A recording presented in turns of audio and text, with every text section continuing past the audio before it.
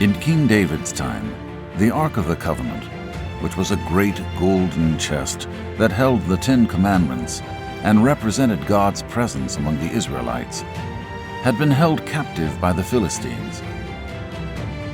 King David gathered all his soldiers and all the people of Israel to rescue the Ark of the Covenant from enemy hands. As they returned to Jerusalem, the great crowd of people danced with joy and sang songs of praise to God. Years after bringing the Ark of the Covenant back to Jerusalem, God gave King David peace from all his enemies. In awe of all the Lord had done for him, King David decided to build the Lord a temple. But because King David had been a man of war, God came to the prophet Nathan and told him that King David would not be the one to build this amazing temple. Instead, God said that King David's son Solomon would build him a temple, and that God would set up an eternal dynasty through the lineage of King David.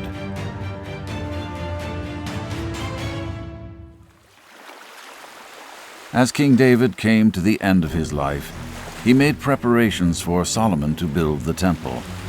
King David had great ships bring logs of cedar wood from foreign lands, and he had tons of stone carved from distant mountains brought to Jerusalem.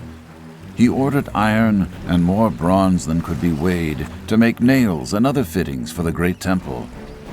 King David gathered the leaders of Israel together and told them to support Solomon so he would be successful in this great task.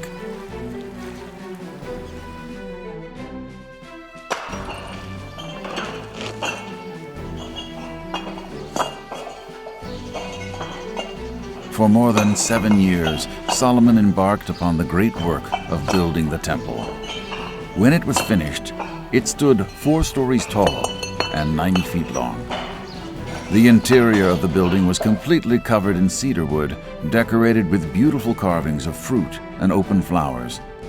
The walls of the inner sanctuary, the room where the Ark of the Covenant was housed, were covered in pure gold. Not a single surface of the temple was without decoration. It was a magnificent sight. When the temple was finished, Solomon completed his father's vision and had the Ark of the Covenant brought into the temple. As Solomon and the elders of Israel watched, a procession of priests carried the Ark into the temple. Once it had been placed upon the altar in the inner sanctuary, a great cloud appeared as the glory of the Lord filled the temple. The cloud was so thick, the priests could not perform their work. The entire assembly of Israel had gathered for the occasion.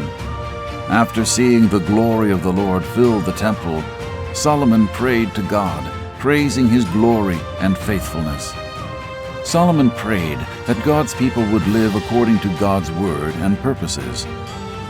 Once Solomon had finished praying and blessing all those in attendance, the people celebrated the incredible feat that had been accomplished. The temple had been built, and the glory of the Lord filled the temple. Once the temple construction was completed, the Lord appeared to Solomon. The Lord said, "I have made this temple you built holy by putting my name on it forever." God told Solomon that if he followed him faithfully, as his father David had, his royal line would have no end.